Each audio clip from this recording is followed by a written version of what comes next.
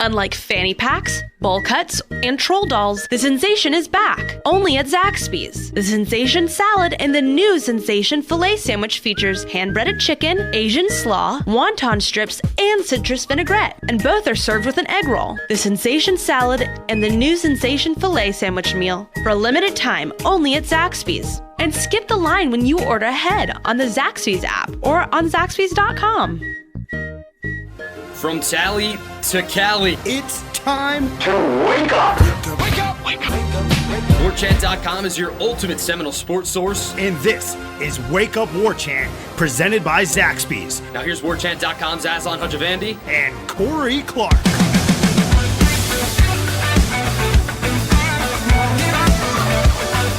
Wake up! What's up, everybody? It's Wake Up War Chant presented by Zaxby's. I'm Aslan. He's Corey Clark. We work for WarChant.com. Check them out, WarChant.com. Check us out, WarChant.com. Use the promo code WarChant30 for 30 free days of access to the ultimate Seminole sports source. Corey, how are you? I'm good, buddy. How are you? Good. All right, good. We got those pleasantries out of the way. Yeah. So let's talk about Florida State. We'll do that today. Obviously, football. We spoke to Willie on Monday. We'll get to speak to Kendall and offensive players later this morning as you're listening to the program. We're going to have Eric Bosse from Rivals.com, a college basketball recruiting analyst, to talk about Scottie Barnes, 5-star recruit, number 9 prospect in the nation. Big time get. Huge. Big time get. Maybe other than Isaac, right? He's probably the highest rated player they've ever signed ever got a commitment from. He's not signed yet. Yeah, it wasn't able to check a lot of guys. That was the first one we checked was Jonathan Isaac. He was 8th ranked overall prospect in the nation when he signed with the Noles. But it's cool, too, like after the Anthony Edwards thing where you thought you had the number 1 or number 2 player in the country, and then he spurns you for that ridiculous program in Athens. No offense to my fellow dogs out there. I'm a proud UGA grad, but it's ridiculous he's playing basketball for that team. That was kind of a gut punch. And you're like, man, Leonard keeps on – not that he's struggled recruiting. Nobody feels bad for the way Leonard's recruited. He's gotten some big-time players over the years. But, man, it kept feeling like lately – not lately, just the big-time marquee guys, he was always finishing second.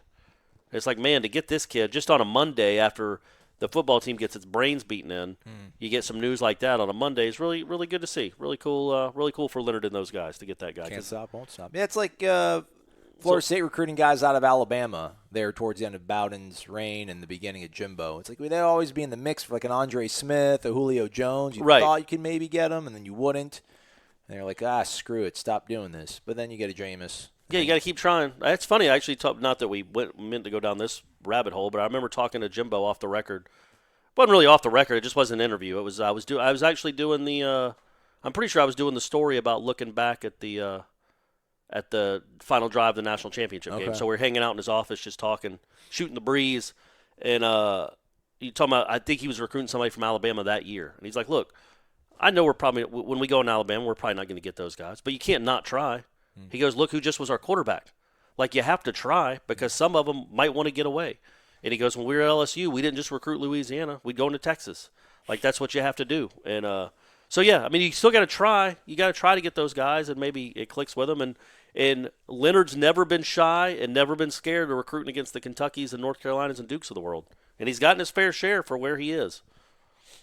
You know what I mean? Isaac, Singleton, absolutely. all those guys. He's beaten out the Bacon, big boys. Beasley. Snare was a UCLA down to UCLA, Kansas, and Florida State. I mean, Uche Echefu, right? big time guy. Jason Rich was a big time guy. But yeah, Von Wafer, Von Keaton, man, Von Keaton. Yeah. Vacaton? I thought it was Von Keaton. It's spelled Vakea. Vakeaton? Maybe Vakeaton. Okay, Vakeaton. Oh yeah. It's not Von Keaton. It's Vakeaton. Yeah. Sorry. That's Von. a great name though, Von Wafer. It's great, and he was an unbelievable shooter. Yeah. Sat by him on the bus one time. I'm like, man, you're really tall. Yeah. You have really long legs. I'm a basketball player. It's crazy. Anyhow, you got to keep trying. You can't turn your back on recruiting certain. Just like last year, wasn't Taggart recruiting the number 1 guy in the country? Yeah, but that was before the wheels came out. Yeah, they shot for the moon, brother. Yeah, you got to, man. You got to. You're Florida State. You got to when it comes to football recruiting. Well, I guess that's the thing right now going on WarChant.com that people are, okay, you want to get rid of Willie. What's your solution? What's a solution? No one said any solutions. and we've spoke about this ad nauseum, and we'll keep talking about it until this program wins another national title, whether it's with Willie or whoever else. But we understand there's problems. And you need time to fix these things. And I hate to put you in this sort of corner right now, Corey, because you're like, why the hell you want to talk about this right now, Aslan? It's just the timeline. Like, how much time do you get? Like, how much? So everybody's in agreement that Florida State is undermanned on the offensive line and the defensive line and at the linebacker position, things that we spoke about. This recent recruiting class, there was some of the linebacker position at least has been sort of, it's been a point of emphasis. They brought in guys, Jaleel McCray, Kevon Glenn, sure, Kalen DeLoach. It's going to take a while for those guys to develop. I don't know what they'll be able to bring to the table next year. And it's that's the problem I think right now for me is that, okay, I get it, everybody. He needs better players along certain positions. But they're not in the mix with any of these guys. And he hasn't brought in any of those guys, I don't think, in the last 2 years, like really program-changing talent. He's brought in good pieces. Like, we like Keyshawn. Jane Lars would be, when he gets healed, hopefully, and if they get might develop into being a good, productive player. It just doesn't. I don't know. Like, the people want solutions. It's like, well, hey, man, like, year one, Dan Mullen figured out a way to turn whatever he had into a pretty good team. Scott Satterfield, year one in Louisville, has figured out to take what was left behind from Bobby Petrino and the culture issues they had and make them into a pretty good team. That lost to Florida State. I get it. Why can't – I don't know. This is just stupid. Like, why can't you expect more out of this team right now? And how much time – Then what? Like 8-4? Or don't you think that's the ceiling right now for this team? I think Corey Durden tweeted 9-3. Well, he's a player, but 8-4 is the ceiling for this team, which isn't out of the realm. So let's see how it plays out. Again, you got a second half of this season to look at. Nobody on this show would argue that they're worse than they were last year. They're better than they were last year. Correct. They didn't take a leap like some programs in the past have taken huge leaps. They gave away a game, almost gave away 2 games. Really, Virginia, almost gave away 3 games. They did give away the Virginia game, maybe. But just the way they played defense in that fourth quarter was an abomination. But, I think you look at this team and they're better than they were. They're not up to Florida State standard. But, you can't rush it. If it's not there, it's not there. They're not. You look at that roster and that talent level, that's not a national championship roster. It's not close. It's an 8-4, 9-3 roster. I think at best, now that we've seen 6 games, you look at that roster, what they have on defense and that offensive line, you're like, okay, best case scenario, if things had gone great, that's a 9-3 team, right? Don't you think? Yeah. They blew the Boise game. They should have won. Clemson, you lose to Florida, then you probably lose somewhere else along the way. Yeah. So 9-3 is about what their max was looking at that roster, in my opinion. They blew the Boise game for a bunch of different reasons, but they blew the Boise game. And they played pretty well against Virginia and then blew that game too. So they have made strides. So, you're looking at when you look at the last time Florida State went through this, I think Jimbo took over a better program in the sense that he had a better quarterback. His first year as a head coach, he had an NFL first round pick at quarterback. That helps. And they were, they had some really good defensive players. Now a lot of that's Jimbo bringing them in. But you look at that 2012 team, which was his third year, which Willie's will be 2020. They finished 12-2. Didn't beat anybody worth a darn, but they beat who was on their schedule. Some of them impressive, some of them not impressive. But then they took the leap. So it wasn't like Jimbo in year 2 had this thing rolling to the point where you're like, oh man, you see the end, you see what's coming. Right. There's disappointment. There was disappointment throughout the 2011 season. Oh yeah, there was a 3-game losing streak. Yeah. Going up to the House of Horrors in Winston-Salem. They were dancing on Snuggy Hill that day. So he went through some really bad. The Virginia loss was one of the worst losses. I mean, it was just gross to watch. The one where Burt Reed batted the ball. Jimbo said he's supposed to bat the ball down, and then Hopkins misses the field goal at the end, which they didn't deserve to win that game anyway. But hey, man, you're still allowed to make that kick. So they finished. They had that 3-game losing streak and then that awful loss against to Virginia, And then the next week at Florida, they won the game 21-7 and literally had like 90 yards of offense. Literally, that's not a joke. I had the 80 yards of offense or something and still won the game. The least amount of yards I think a Florida State offense has ever had, legitimately, in the history of the program. So it wasn't all roses until 2012. Nobody went into 2012, at least I don't remember that, thinking, okay, Florida State is back. And then after the NC State game, we got all that. We all know the history. I guess my point is it's small incremental steps. It is, and they didn't take the leap. That 2011 Florida State team didn't have to play this Clemson. They played that Oklahoma. They did. Played a lot better. The second time around. Yeah. The first time out there, they got obliterated. The second time here, they played them a lot better. Yeah, so, they did. Yeah. The offense didn't. The offense was still the offense. They scored one touchdown. Jimbo and Willie both got smoked the first time they played a real big heavyweight. Right. Second time around when they played a real big heavyweight, Jimbo kept it close. Jimbo kept it closer. They didn't play Oklahoma then, the next year. 10 and 11? No, I'm saying in 12. I was going to say, and then in 12 they beat them, but they didn't play them. But in 12 they beat Clemson. So, yeah, man, I just think that we can't leap to where we want it to be. It is what it is. And right now, that roster is a 9-3 or 8-4 roster. I think if they go 7-5 or 6-6 with this roster, and most especially with this schedule, BC's on their second string quarterback now. We don't know what Wake's quarterback situation is, but the ACC is bad. It is a bad football conference in 2019. Very bad. Mm-hmm. You might have already played the two best teams in the conference. You probably did, actually. You lost to both of them. One was close, one wasn't. But other than that, this schedule it sets up where you need to. Wait, did you say they lost to the worst? The two best teams. They beat. Okay, yeah. NC State. No, they lost to the two best teams in the conference. Clemson and Virginia. Right. Okay. But now set up, you've got BC, Miami, Wake, and Syracuse. You've got to win these games, man. Right. You've got to win these games, and then we'll recalibrate where the program is. Which I think they will, but well, if they do, they do. Then you're 8-4. It's like I remember there's a lot. In fact, we were the Democrat, and we wrote 2 columns ripping Jimbo, not me, ripping Jimbo for losing to that NC State team in 2012, which they deservedly. You had a 16-0 lead and just blew it.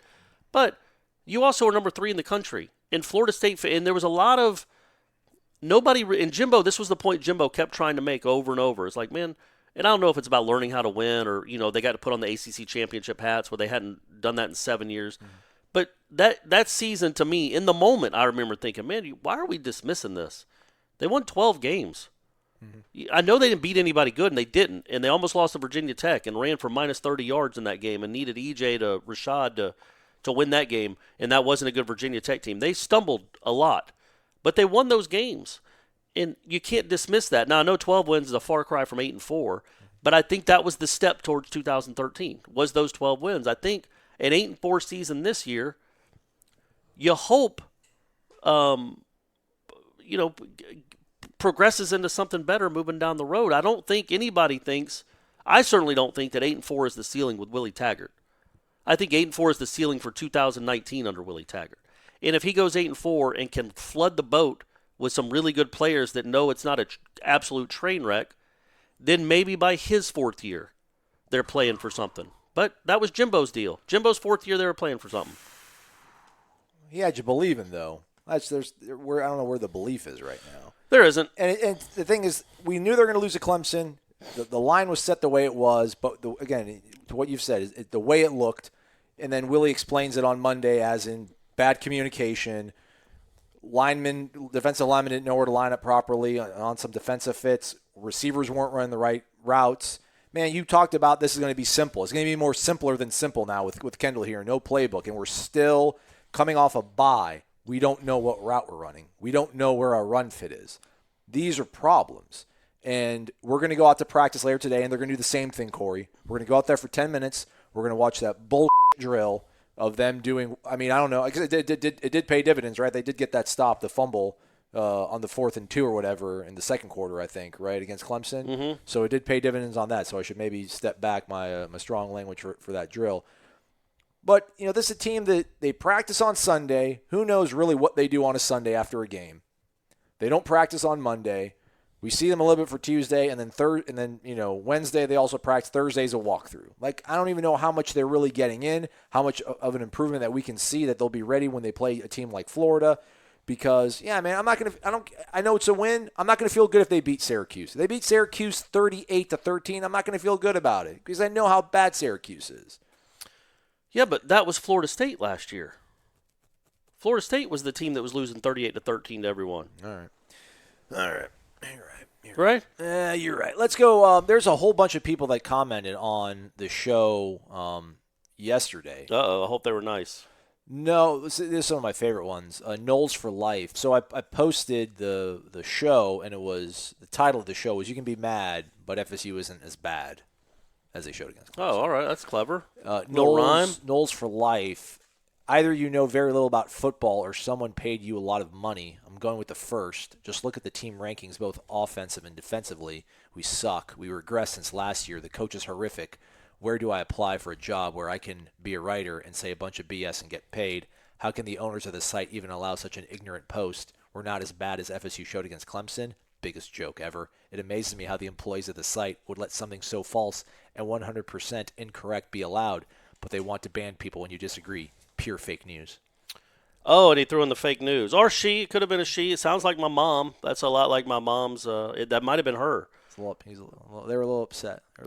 Yeah, because I feel like if you've watched this team through the first 6 games, they haven't regressed compared to what they looked like last year. Yeah, sure, they've regressed. You're a dummy.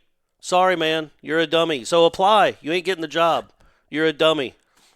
Now, they ain't good. Nobody on this site, nobody on this show is saying that Florida State's good, but they're better than they were last year. And if you can't see that, you're either blind or a dummy. Maybe both. Grumpy BK says, the biggest problem for me was the mentality of the team on the field. Sure, they did not quit, but that team walked off the bus expecting to lose. They were Absolutely. Do you think they did? Absolutely. Oh, absolutely. They were waiting for a blowout. I 100% agree with that. Really? Completely melted down. Here it goes again. That was it. But yeah, that's what I was most mad about after the game. Is they played like they had no business being on the field with them. And Clemson's not that good. They're certainly worlds better than Florida State, but they're not 42 points better than Florida State in whatever that would have been, 36 minutes. They're just not. And, yeah, they had a goal. Florida State had to have a goal line stand and an interception, or it could have been 56-0. So, yeah, no, I thought everybody knew they were – just to me it looked like they knew as soon as it went bad, here we go again. Nobody made plays. Nobody stepped up. They just kind of were, there's another 9 yards. They weren't physical. They were on their heels. They were just hoping ball carriers would fall down if they got near them. Just nothing to be excited about. And the offense was a disaster. So maybe that first guy was right. Maybe they are regressing. You're right, man. Apply. _A_Ermi Knoll. It's Army Knoll. He's from Daegu, South Korea is posting. They did not quit. They kept playing, although uninspired. They kept playing. I believe FSU football is ready to break through to the next level, not playoff level, but at least to competitive, beat teams we're supposed to level. But they need a leader to step up and lead them, and it's up to Taggart to fill that role until someone steps up on the field. I think Dante Lucas will be that guy for the offense. Don't know who that is on defense. Could be Marv, but I'm sure he's gone after this year. Well, he's definitely gone after this year. But Willie had a nice, pretty good anecdote about Marv on Sunday. Said that Marvin was really took on a leadership role and was yelling at players and forcing the whole team to run because they were pouting, is what Willie said. I can't remember exactly how he explained it, but he said he saw too many guys pouting and made everybody run laps or do punishment runs. Marvin's the one that suggested it, and Willie said that kind of warmed his heart, and I think he even said that he ran with him when they all took off. Which one thing that's great. That's what you need. You do need guys like Marvin Wilson to hold people accountable, the really good players, and to scream at them to get their heads up and play. That's a big deal on a football team. At the same time, man, we're 18 games in. Why is that still happening on your football team? Why are they still pouting all the time? That a guy that's about to leave and be a millionaire in 5 months or 7 months or whenever that draft is, he's the one that has to tell these guys to quit pouting. You want your players to be accountable, but you also want – so that's good. He's showing leadership to make the other players accountable, but you also want the players to be accountable to themselves. And why do you have so many guys on your team that are pouting? Get out there and work hard and play. You got a big game coming up. Well, I know it's Wake, but geez. Everybody's getting a backpack, or everyone's getting patted on the back. They do that Knoll drill. Who wins it? We don't know. Defense is celebrating. Offense is celebrating. What happens? Like, where is the competitive nature in that drill to instill some sort of reward. Like everyone wins and loses on every single play on a football game. They commit 10 minutes to running this drill, and people are like, well, get over it. And this is only what we can see, so this is only what I'm going to criticize. I can't speak on what else they do in practice. Maybe they have great stuff. Willie says they have great practices every week, best practice of the year. They had 2 weeks of practice for Clemson. They looked the way they did. But those are the sort of things that happen, man, is I think there is no reward. There is no sort of rhyme or reason to building like toughness. It's like we're gonna act tough. We're gonna play the music, man. We're gonna play the song in the club that everyone wants to listen to and jump around to, and we're gonna hit each other in this drill. And then when you hit Trevor Lawrence in a game and he's laughing at you, you're gonna still talk to him because when you hit your fourth string walk-on running back in the Knoll drill, he goes to the ground and winces. And you feel tough. Yeah, but now. I would say we're gonna engender that. Like, yeah, we are tough now, guys. Let's go show the world. Let's go knock some heads around. But you're putting a lot of stock into a 5-minute thing. We don't see the last 2 hours of practice. 18 games, man. Yeah, but we don't know what's happening in practice. They might be hitting the crap out of each other in practice. They might. We can't say they're not, and they might be really competitive in practice. They just might not be great. They're not very good. But we can't. I'm not gonna say that those 5 minutes are indicative. Microcosm. I think it's a microcosm, man. I mean, maybe, but we don't know. We can't see the whole picture because we're not there. So there might be some real physicality, and there might be some real punishment, and there might be some real wins and losses on when they go one-on-one and good versus good, and when they do team drill stuff. They really might. I mean, there was the 2 practices we were allowed to see. They did go after each other, and they talked, and there was competition. So I don't know that they're just talked. I don't know that every time a DB gets smoked, that Harlan Barnett goes over and just pats him on the helmet and says, get him next time.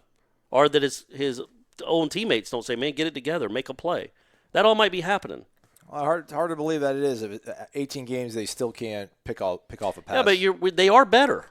They are better. All right. I mean, if we're going to judge them just on this Clemson game, then there's nothing they can do for the rest of the season that's going to make anybody happy. Which I don't know how that's not the position Florida State football is in right now, to just be judged by Clemson. Sadly, it's dipped to the point where you got to judge them against everybody else. It's like judging it's like judging being mad at Florida State basketball for losing to Duke twice last year. You can't. I judge them by how they play against everybody else and what they did in the tournament. You can't judge them against what they did against Zion. I mean, you can't. That's just a whole. And they almost beat Zion. They should have beaten Zion, although he missed the second half of that game. He didn't want none, man. He didn't. Yeah, he could have come back and played. You got another eye, big baby. By the way, he looks pretty good in the NBA too. It looks like his size and athleticism is going to translate up there as well. Carries over. Good job, New Orleans. Carries over. Doesn't matter how much you pay the coaches. No Lover 61 says if you can't block or tackle no one and are young at certain positions, FSU doesn't have the talent at certain positions nor the physicality as a team. But Coach Taggart understands a drop-off from the starters to the second team and can't afford to lose players in practice. Then his haters aren't helping at all because they know exactly what the problems are but still act sensitive like women on their monthly, like they have no clue what is going on. Yikes, we don't need that. We don't need that sexism brought into this show. This is a woman-friendly show. We enjoy our female listeners. It is called a rebuild for a reason, and until he gets better along the lines of scrimmage on both sides of the ball and the linebackers play on defense, then you can expect the same results against top 15 teams in the country. And that's a problem, man. This changes. I think we're at the point now where it is you have to recruit elite players to get this thing changed. They're not on any elite players right now. I don't know how wins against Wake Forest, BC, Miami, and Syracuse and Alabama State will help that. And then I think it doesn't it just help the perception of the program being built. That's good, but you need the players, though. I mean, if you but you got to have the success first. And I know we roll our eyes at 8-4, and I'm with you. I mean, if you go 8-4 and lose to your 3 rivals, that's not really a successful season with the way the schedule is set up. Especially the Boise State game. It's going to haunt this team just like the Miami lateral last year. But you can sell that we're getting better. You can sell that. If you were a recruit last year, there's no way if you're choosing between Clemson, Florida State, and Florida, you're jumping into the Taggart boat with what that looked like last year. You just couldn't. How could you? But if you follow up the disaster of 18 with an 8-4 2019 in a CarQuest Bowl, then all of a sudden at least you can say, look at our offense. We're starting to make strides. Our defense, we just need depth. But we got a new defensive coordinator, probably. So believe in that too. And there's a reason not to believe. There's a reason to believe in the program aside from just what Willie's telling you. It's more than just the words. It's the actual stuff you can see on the field. And if they continue to look good against everybody but Clemson and Florida, that's something I think that you can sell to potential recruits, especially the 2020 class, But not the 2021 recruits, class. man.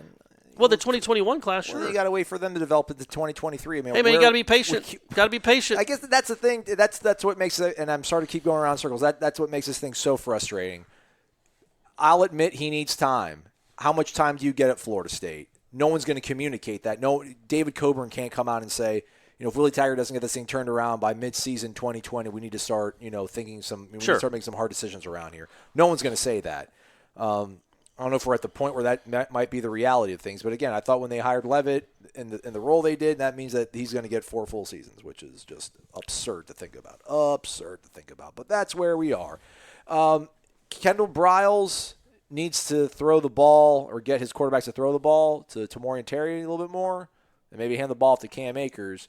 What would you think if Ira said if somebody was asking Ira, hey, I think you guys should write some more columns. Should have some more columns, some more things like that. And he's like, oh, I do. Trust me.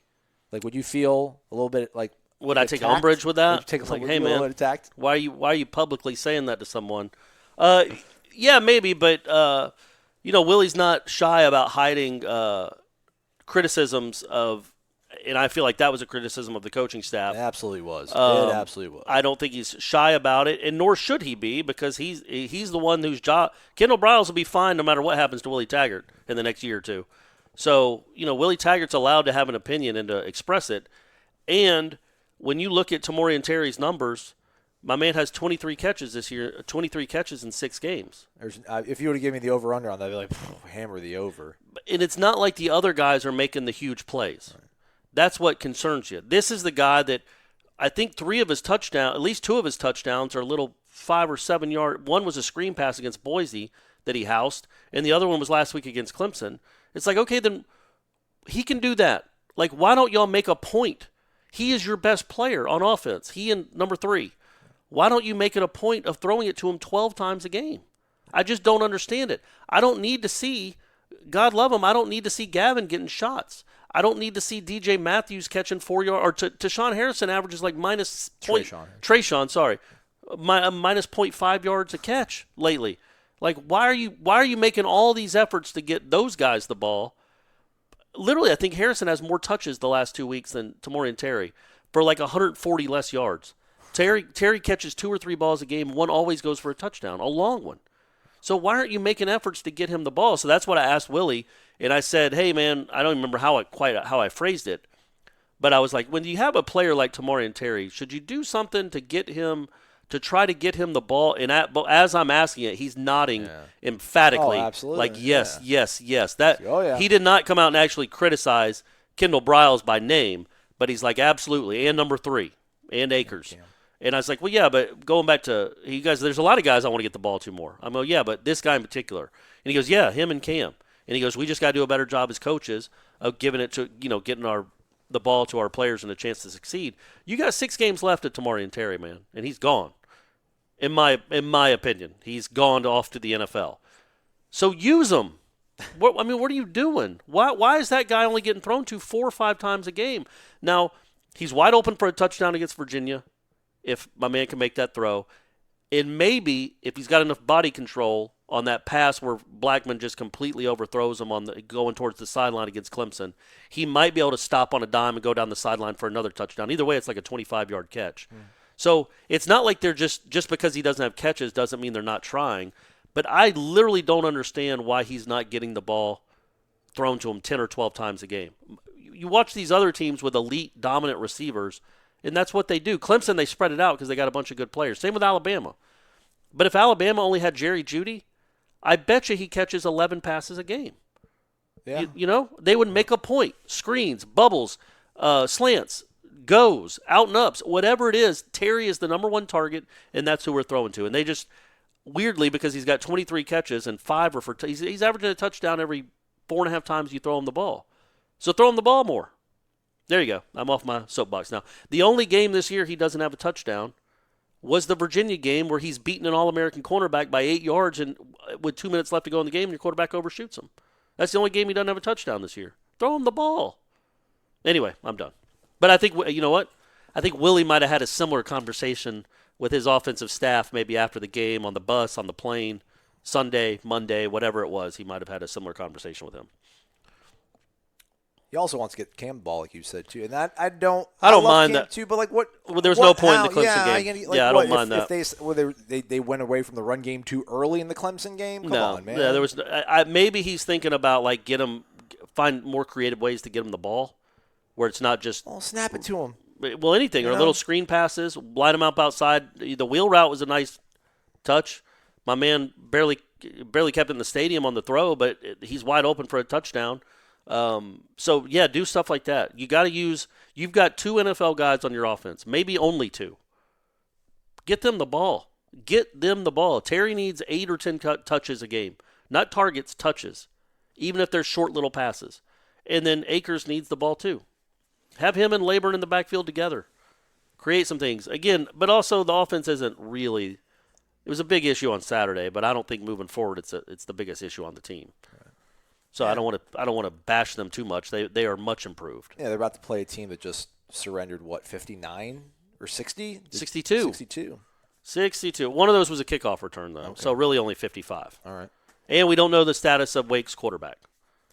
We really don't know the status of the quarterback situation for Florida State either, though, right? We don't. We asked, I think somebody asked about if he was going to keep the 2-quarterback system moving forward, and he just kind of didn't answer that and said, we know both guys can run the offense.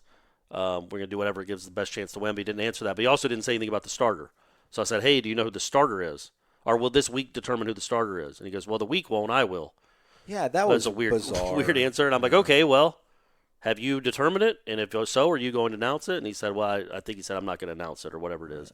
So we don't know who the starter is, which is whatever. It's fine. I think moving forward, what they have to do is pick a guy, and you don't ride them through thick and thin. You ride them through thick. Is thick the good part? When you say I'm with you through thick and thin.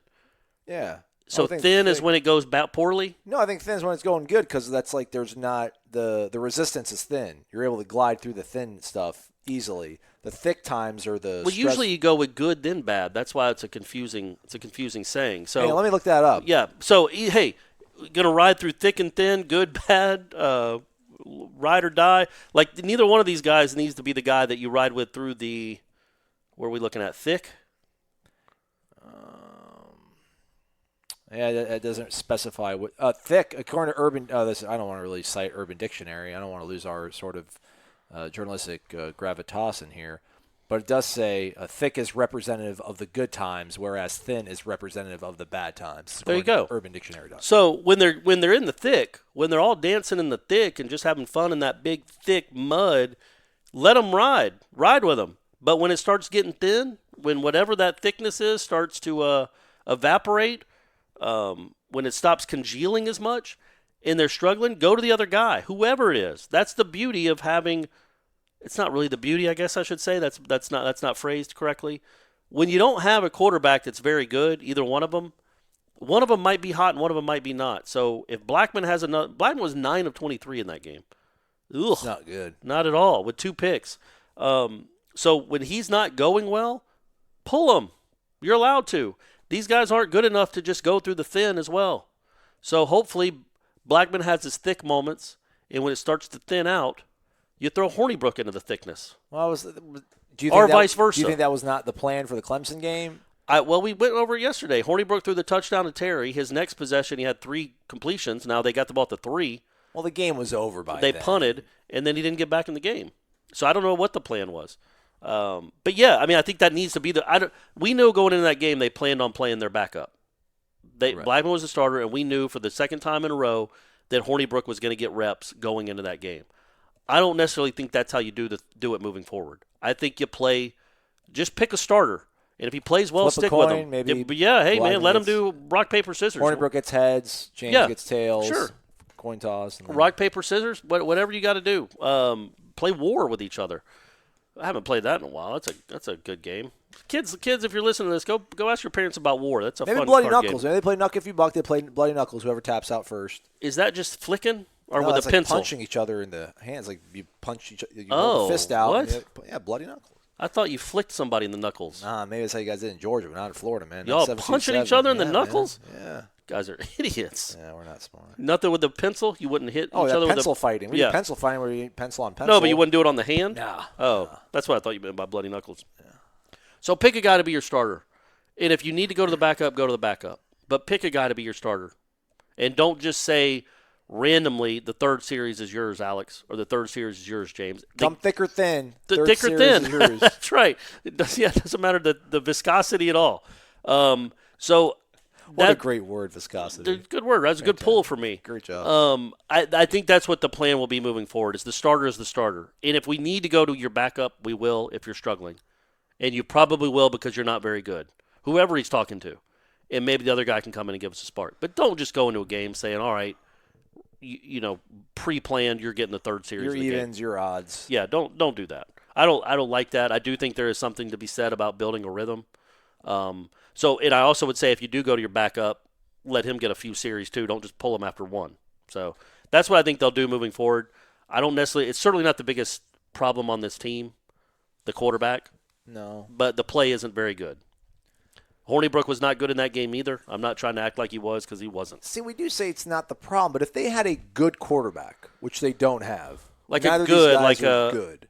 not even a transcendent one. No, not at all. Just Like a Ponder.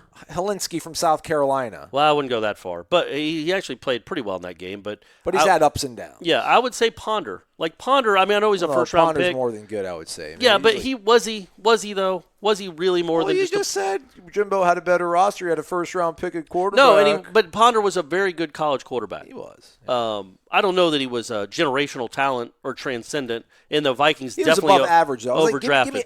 give me all ACC. Just get a all ACC first or second team caliber quarterback. That's all you're looking for. That's what I'm talking about with Ponder. Yeah. No matter what happens in the NFL, that guy Ponder was really good in 2009 for most of that year. 2010 because of new receivers. Wasn't great, but he was pretty good. He could use his legs at time. He had late drives that were important. Just somebody like that, man. Somebody that's just pretty good to good. And yeah, that would be you're probably looking at least one or two more wins. Probably, right? What's better, good or pretty good? Good is better. And I would say I don't want to dismiss Ponder. He was a good college quarterback. He was not great. He was a good and I don't think you'd say very good. What did you say, good? I think pretty good is better than good. Because if you're just good, you're good. But if you're pretty good, I think pretty good is like a percentage of good. Like it's 80% as good as good. Okay. That's what I think. Like you're pretty handsome. Or you're pretty you're right. you're in pretty good shape. If a girl is like, you're handsome, that's better than you're pretty handsome.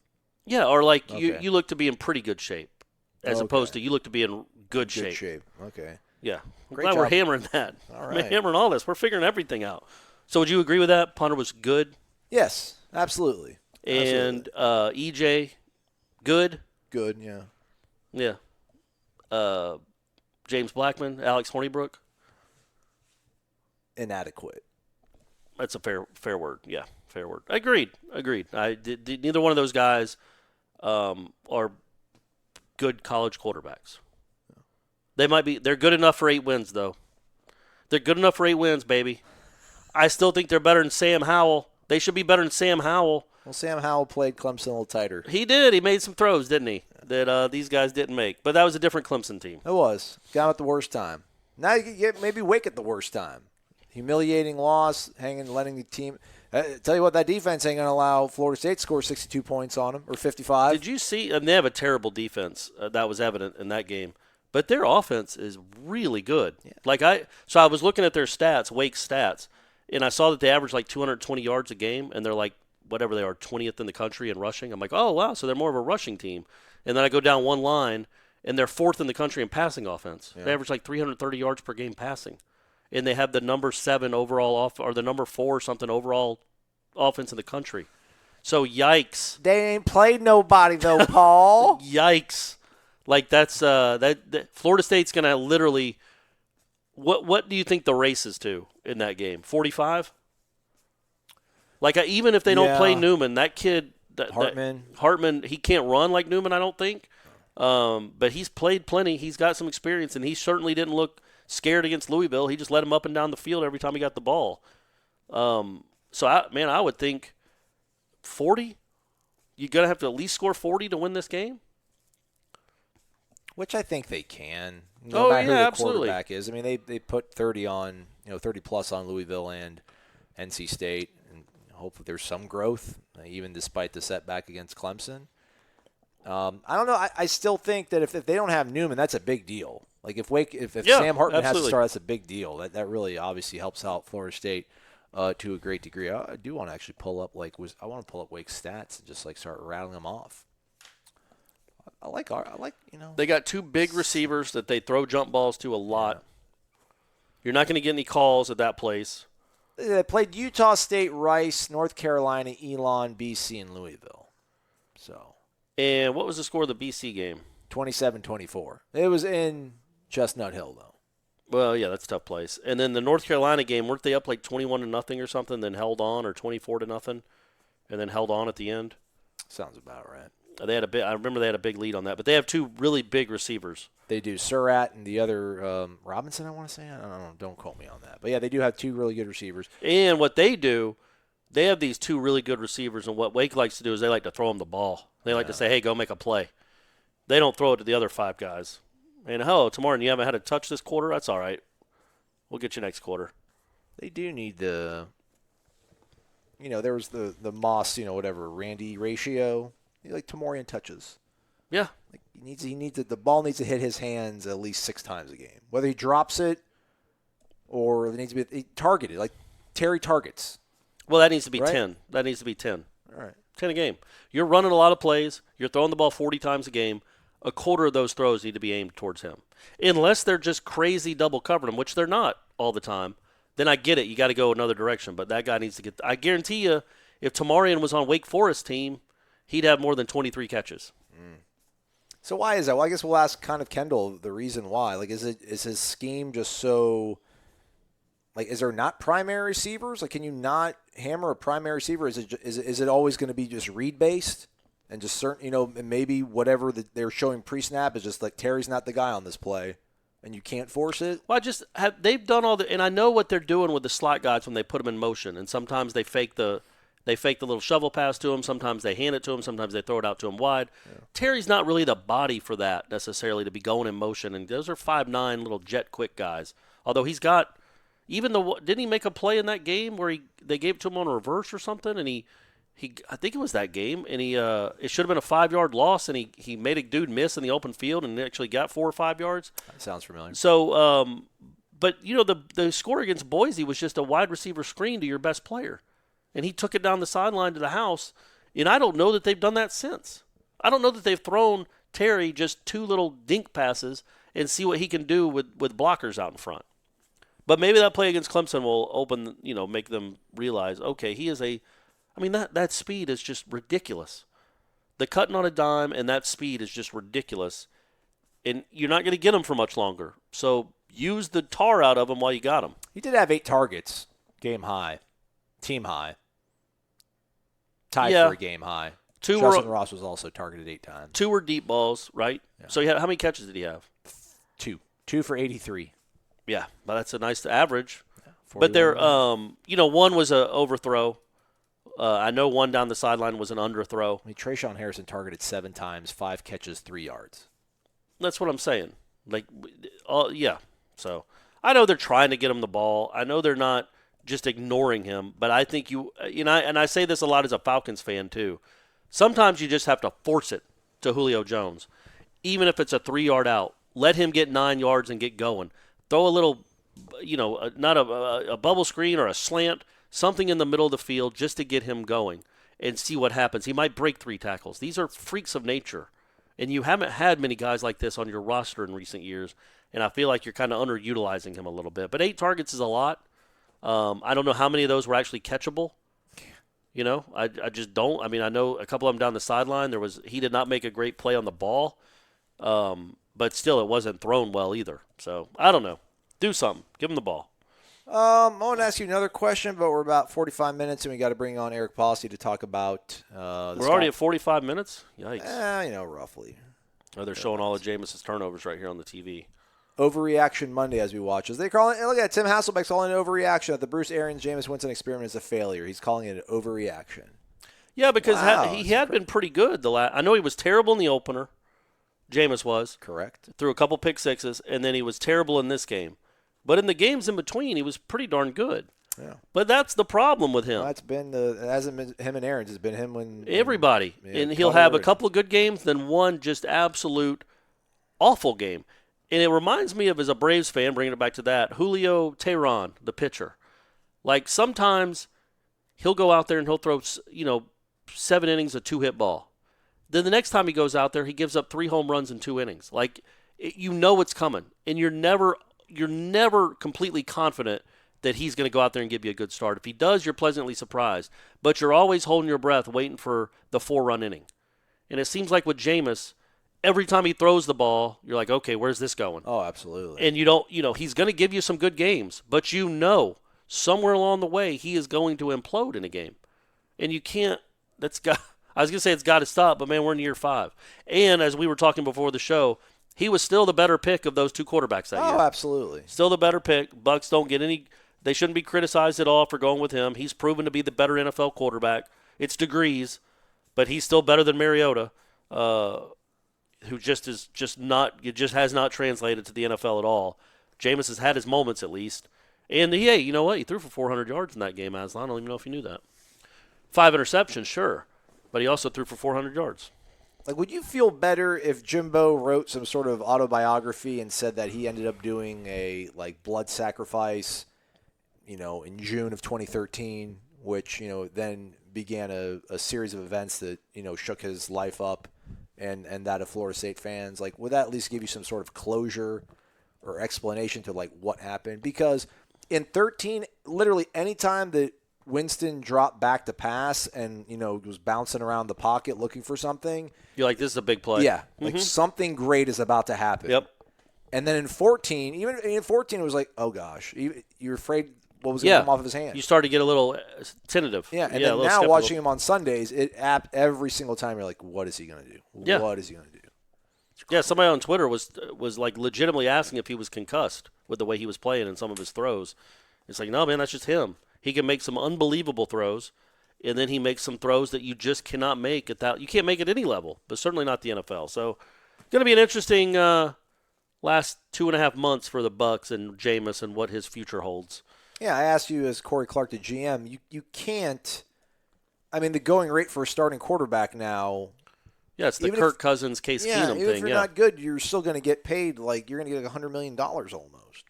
You can't give him that contract. We'll see how right now, certainly not after a 5-pick game, but he's so inconsistent that no, you can't. You just can't.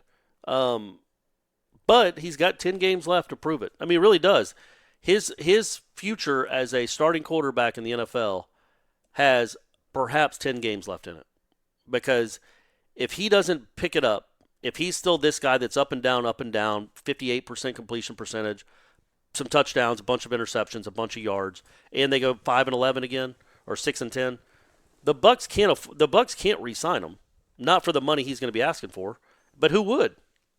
And I don't know, I guess the Players Association, the union would frown on you if you took a below market deal. If they're like, listen, we'll give you 3 years, $42 million.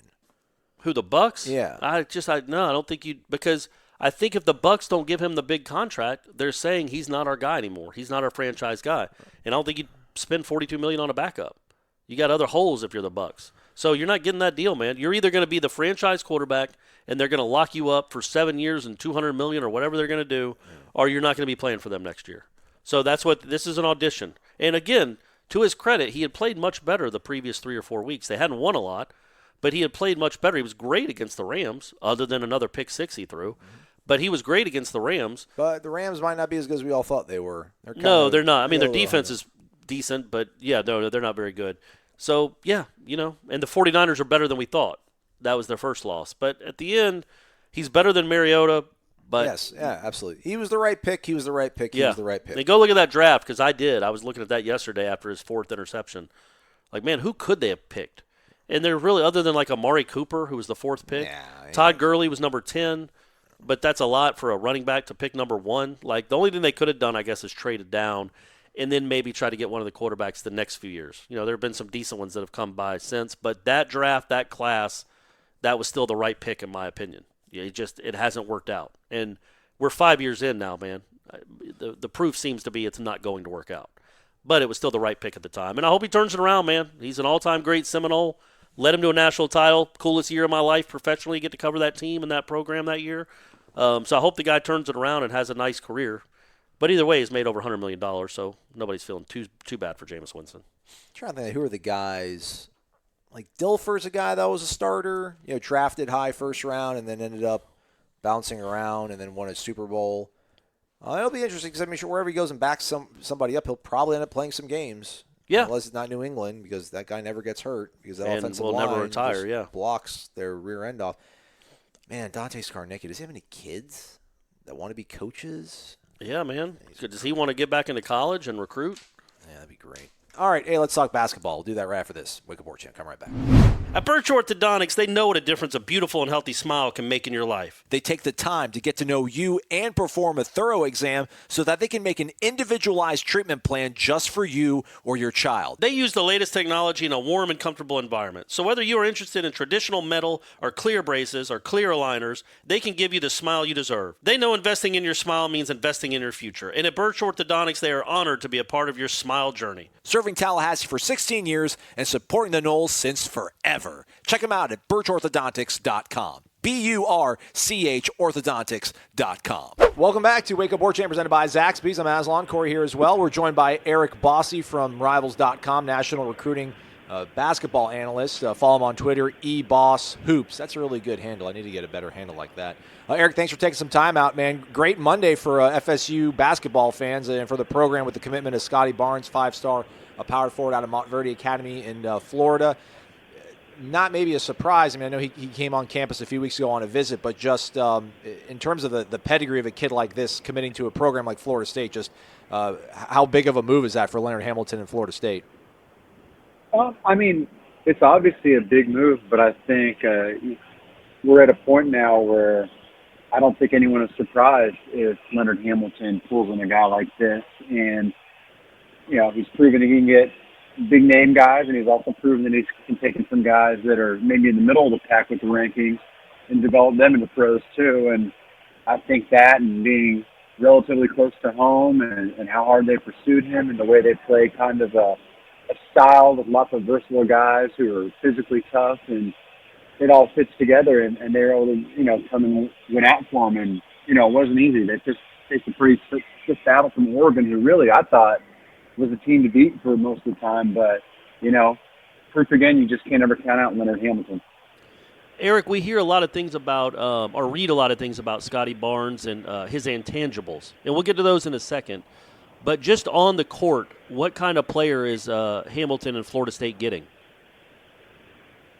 They're getting a guy who I think he fits the way basketball is going, this idea of positionless basketball where traditional size and position doesn't matter as much, because he's basically a ball-handling power forward. He's very good in screens. He's a good passer. He'll post up some. He's not very much of a jump shooter, which is a major flaw in his game that he's going to have to work on. But he's a communicator. He can switch up and down the lineup defensively. If he gets caught in a ball screen and has to switch onto a point guard or a shooting guard who's handling, he can move his feet and stay with those guys and then recover and get back to the big guy. And, he's got long arms which allow him to play a little bit bigger than his size. He's just a really good all-around guy who is, man, in terms of kids in the class of 2020 who are truly dedicated to team and winning and, placing that above everything, he's as good as it gets in terms of the team guy.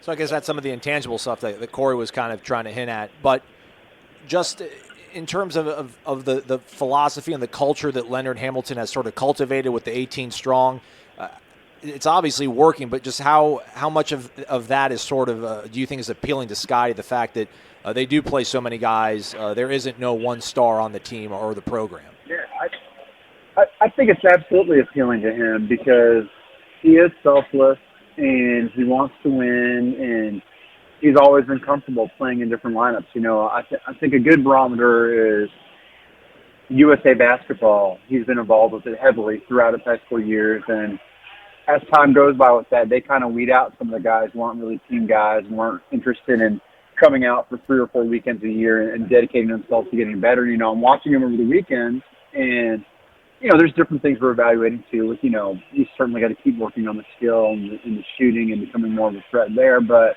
I'm watching them play what's theoretically a pretty meaningless scrimmage game on a Saturday afternoon in Colorado Springs, right?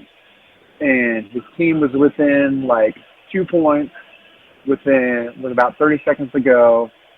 They blow a wide open layup, and the team kind of hangs their heads, and Scottie's just losing his mind. He's like, you know, we're still in this. We have to. He's just screaming at his guys, like, don't quit. We have to win this thing. And, you know, when you're sitting there watching, like, how can you not want a guy like that to come play for you? Or how would you not want to coach a guy like that who, on a Saturday in October, thousands of miles away from home in a meaningless game, is like living and dying by a missed layup and his teammates kind of cashing it in and him not finding that acceptable. And it's just one of those things that kind of gets burned in your mind and it's hard to forget. Is he kind of in that regard then? Also, I guess in the way he plays a little bit where he can guard so many guys, is he kind of like a Draymond Green in that? Maybe not quite as crazy as Draymond, but no, you know, I don't think that's a terrible comparison.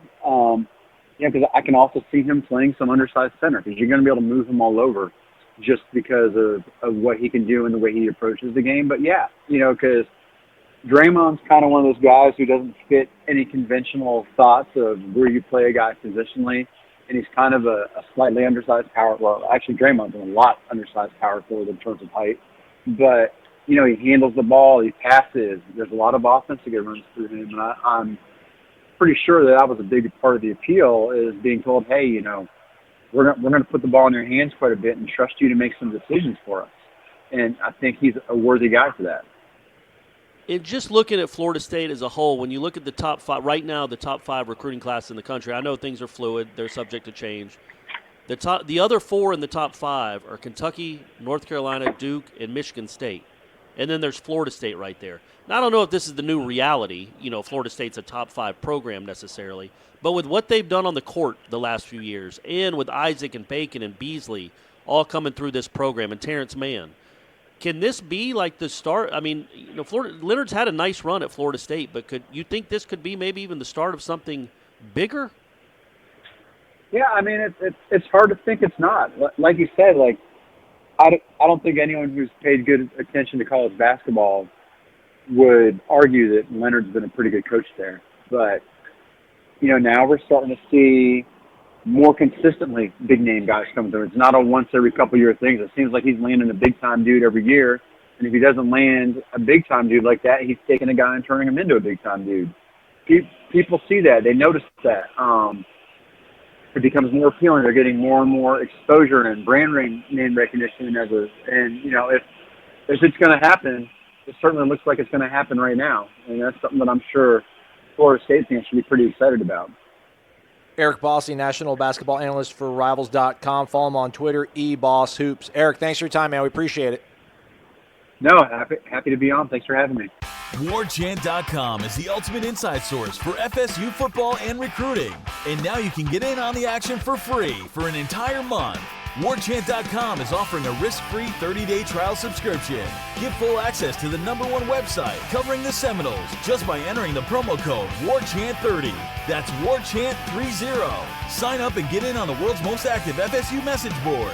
Receive breaking news, stories from our award-winning staff, plus get exclusive interviews and videos. Just enter the promo code WarChant30. WarChant.com, your ultimate Seminole sports source.